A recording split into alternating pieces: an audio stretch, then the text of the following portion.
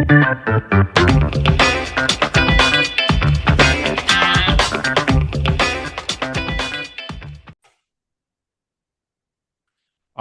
right. Welcome back to another episode of the Real Estate Investing Club. Hope you guys are having a good day, whatever day it is for you, and wherever you are. As always, it's Friday on the podcast. We like to bring that Friday energy, and we got Amanda Taylor with us on the show to help us bring it. She's from Expand Your Empire, and she likes land, multifamily, and single family rentals. She's a specialist in what she likes to call Frankenstein funding, aka creative financing. So I'm super excited to jump into this. Amanda, thanks for hopping on. Yeah, thanks so much for having me. I'm excited to be here. Absolutely.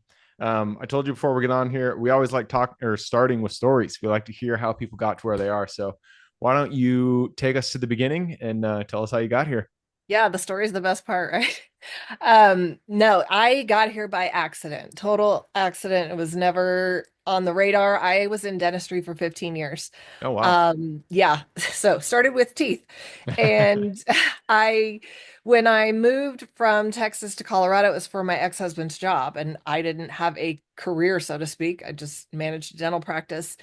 And so I found a dentist here, and he was only working 2 days a week because he was semi-retired. I had met a lady and she's like, "Hey, my husband and his partner just started this real estate investing company. They need somebody like maybe 3 to 5 hours a week to help them do paperwork. They don't like the Mm, paperwork." And I'm like, "I'm nobody does. organized." Yeah, who does, right? It's like, "Well, I'm organized. I can do that. I don't know anything about anything in real estate, but okay." And so it was me learning how to wholesale. They had me sourcing wholesale deals for them. I didn't even know what wholesaling meant. Okay. And then learning paperwork and all the stuff. And I'm sitting in this room absorbing all this information and became a sponge, Googling terms. I don't know what LTV means. I don't know what ARV means, but over time, this became the most interesting thing in the world to me. Mm, And I just kept saying over and over, "You can do that? You can do that? You can make money doing that? You can buy a house like that?" And, lo and behold, 8 years later, I have my own, company. I'm doing my own projects. I've got my own portfolio. It became so fascinating to me. I got licensed as an agent because I wanted to sell my own projects without paying somebody else commission. I just ate it up. And the financing piece to me was the most intriguing and exciting. So I tried to find as many cool ways to buy properties as I could. awesome, man. I love it. Yeah, it's funny how especially in real estate, it can really snowball. Like you might start with just a flip because you saw it on HGTV or something like that. And then once you do that, you start learning about other asset classes and other ways to close deals. And you just get sucked in. And eventually you realize you got a whole portfolio, you're on podcasts. I love how it works that way. So Yeah, it's um fantastic. so yeah, you like creative financing, Frankenstein funding, as you said. Let's go to that topic. Tell us how you first kind of got introduced to other ways, alternative ways to finance projects, and then what your current favorite strategies are. Right. Yeah. Working with these guys, I learned about seller finance. We did some seller finance deals. I learned about subject to before I even, knew who Pace Morby was. We were doing subject to deals and use it. I didn't know that hard money and private money was even a thing. I thought, Mm, like most people do, you got to walk into a bank and get a loan for a house. So just being educated on all of the ways to get other people's money to buy a house. And then I got introduced to whole life insurance, which no matter who you talk to, you're gonna find somebody who loves it and somebody who hates it. That's fine, it's up to you. But I did start using it as a tool, and I funded it so that I could use it to do some of my rehab or use it for down payment money, however, you wanted to use that. So it's growing over here because I'm a big fan of investing outside of your business in a lot of different vehicles, whether it's real estate or not. I was using it also to do hard money loans myself for other investors. You get the arbitrage on that. That's why I love real estate. You can do so many things. And then we got introduced to some different business credit opportunities and corporate EIN credit that we could get credit lines to get more money that we could leverage to do these projects and get different things. So it became this game almost, so to speak. How do we gamify this? And I don't know who owns Frankenstein, Disney or Warner Brothers, but they'll probably come after me eventually for calling it Hey, Frankenstein Funding. if you throw But funding on the end of it, I'm sure it's fine. yeah, but it's just how many different ways can we utilize that leverage that we have? And in doing so, my partner was a lender, but we're Mm, both investors. And he had started a business, marketing himself as a lender using technology, automation, CRM, the whole thing. So we started this business development company too, selling that process with the intent of let's help these small businesses run their business better, make more revenue. And hey, guess what? You don't have a retirement plan necessarily as a small business owner, entrepreneur. Let's show you how to invest in real estate, aka our projects, partner with us, and we'll show you another income stream on how to make money. So we created a business to essentially get more investors to partner with us and do more deals nice. Yeah. and get other people's money. So, It's surprising how many investors you speak with once you really start getting into real estate. How many of them have additional businesses that they've made within real estate just because they get into it and then they realize there's a problem. They solve it by building another business, and it mhm. just kind of grows that way. You've already mentioned wholesale or hard money loans. You lend out your money. What you just mentioned, the sourcing deals for people. Yep. So there's a lot of different avenues you can go. Why don't you tell us about the deals that you guys are actually chasing right now? You started in single families, and since then you've kind of branched out. What are the deals that you're looking for? Right. We are into land right now. Like let's bypass all this other stuff. Let's go to the big dog right now. We did a RV park last year. I want to Oh, cool. continue to do that. I know Yeah. you've talked about it on, Hmm. your podcast.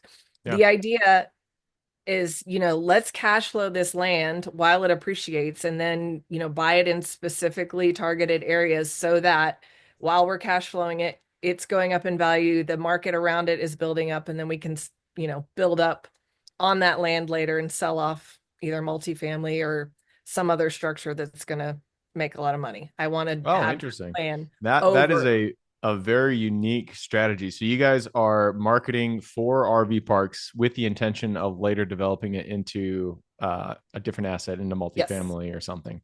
Yes. Interesting. And so are you developing these projects or are you buying existing RV? Depends on the area. We bought an existing RV park already to do that in Texas. We are looking in Florida right now because we've got somebody who can do 3D printed concrete structures. So if we Mm-hmm. could do little tiny homes in a resort style there, that's another avenue that we could cash flow those as either vacation or short-term rental, however we want to do that. And So um, let's pause on that topic for a second because that is something. I mean, you've already mentioned that I buy RV parks as well, and um, finding different types of structures, but homes to bring into the parks is something that we've been really keen on. We've looked at container homes, tiny mhm, homes, all that stuff. I've heard of the 3D printed homes, but I haven't in terms of how cost effective they are compared to other types of structures. I right. have don't really know a lot about it. So you guys are looking at the 3D printed homes. What Tell us a little bit more about it. What are you paying per unit? Like what's the cost to build it? We're just starting to build that out. There's a company out of Australia that we have someone here that, works with them to bring that here. Our goal with that, especially in Florida, Hmm. is the structure itself is going to be more Yeah, hurricane you want it made out of resistant. stone. Right. I mean, the cost of insurance. I'm in Colorado, and now our insurance is ridiculous because of fires, Yeah, and wind and hail. yeah, This Florida is going to be the same. We were doing a deal in Miami, and I can't tell you what the insurance was it's there. crazy. Yeah. So our goal, even though the structure may be more, we're going to limit some of our costs on any potential damages that are come down the road, as well as the Hmm. insurance costs. So you guys are looking at this type of construction mostly for the durability of it. Absolutely. I don't Interesting. want to build something that can get puff puff blown down in a matter of a year. Yeah, yeah. No, that makes a lot of sense. Do you know the finances behind it? What does it cost per unit to build a 3D printed home? I don't yet. Don't It's yet. Okay. happening. We're That's in fair enough. talks. My finance guy could probably be on the podcast next. I'll bring him Yeah, yeah, in. yeah. Yeah, I've seen a lot of YouTube videos where they, you see them being printed. But it It's just fascinating. seems, yeah, it is fascinating. It is. In terms of, I don't know, just I know how much concrete costs and it is not cheap. And I just can't see it costing being that much more cost effective than just the stick built home. But I'm curious. I'm really curious to see how it Yeah. works out. In that area, that's what I've got to think that's got to be a better way. It's Yeah. it has to line up. It can't be everywhere, but in those areas, I've got to think. Yeah. But our other land projects right now that we're looking at, we've partnered with the gold mining company. Yeah. And that, that's a shift. Not quite How what did I how did that one come about? How'd you get introduced to the mining company? Well, first, actually, tell us what you're doing with the company. so within that business development actually, we walked on to the wrong floor in a building. I love those kind of mistakes. You want to talk about accidents. But within our business development company, we do some business coaching and kind of work through their financials with them. Mm. And we had a gold or a client with a gold machine to kind of mine gold.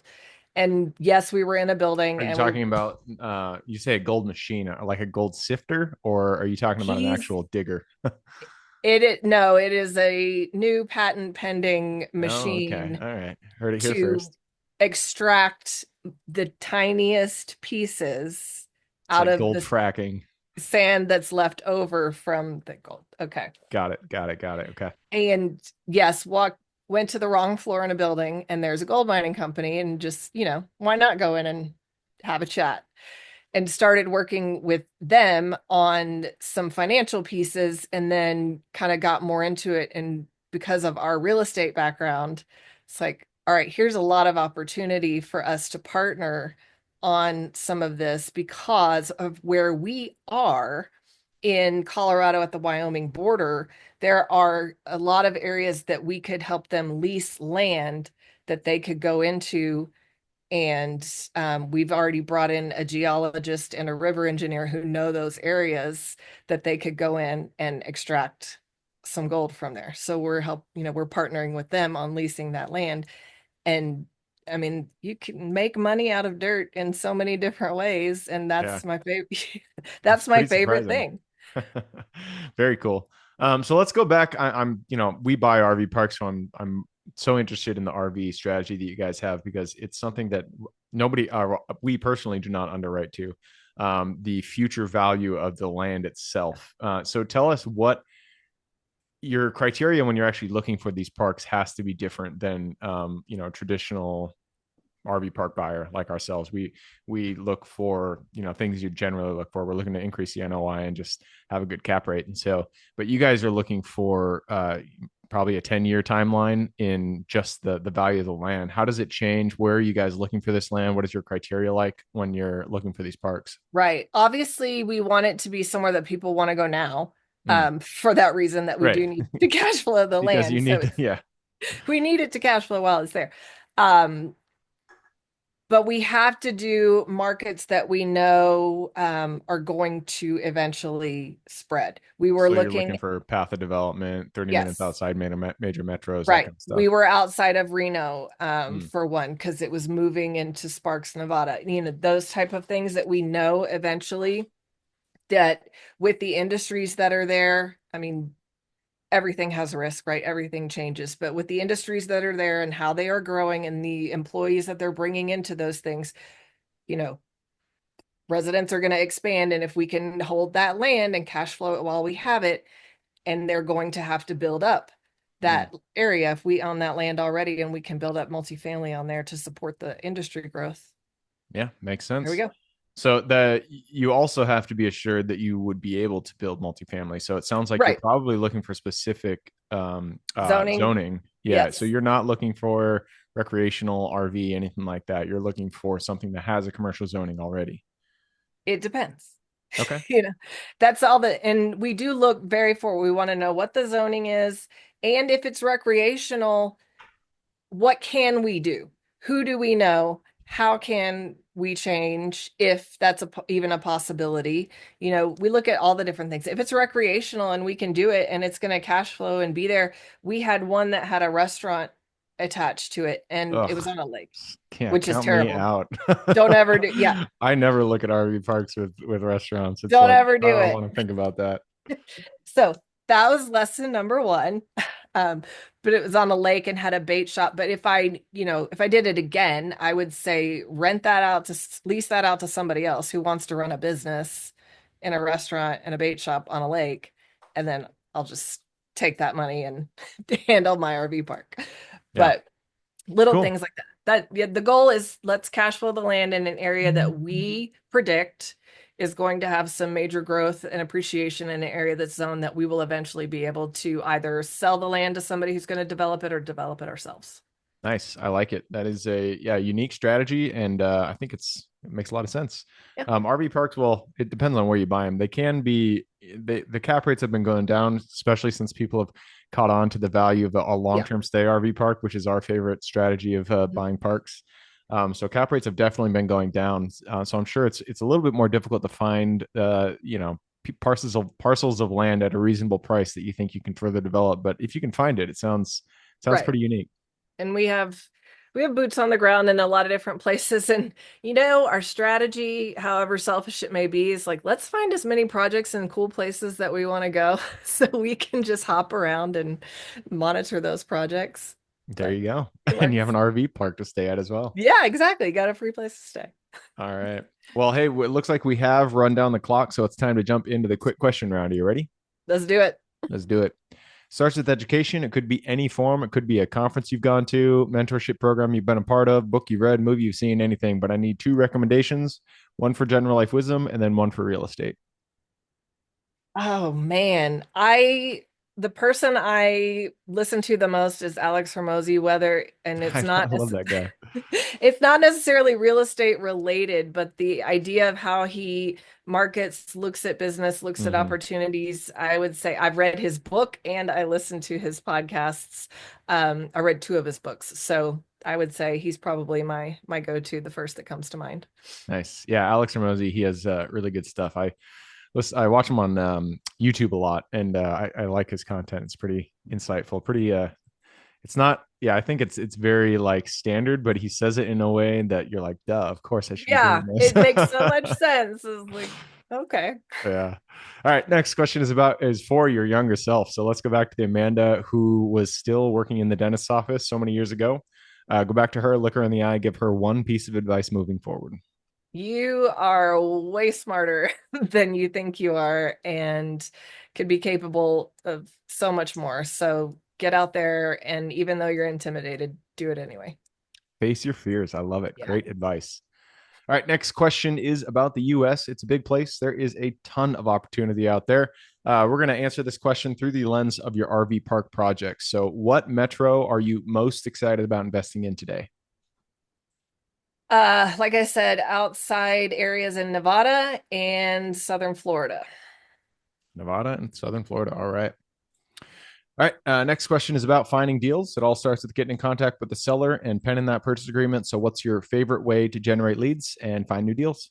Yeah, believe it or not, postcards have been my most successful way of sourcing deals. All right. Yeah. Direct mail is, yeah, it's solid. It's solid. It I still feel works. I feel like it only works for certain asset classes. I've had a lot of success in mobile home RV with postcards.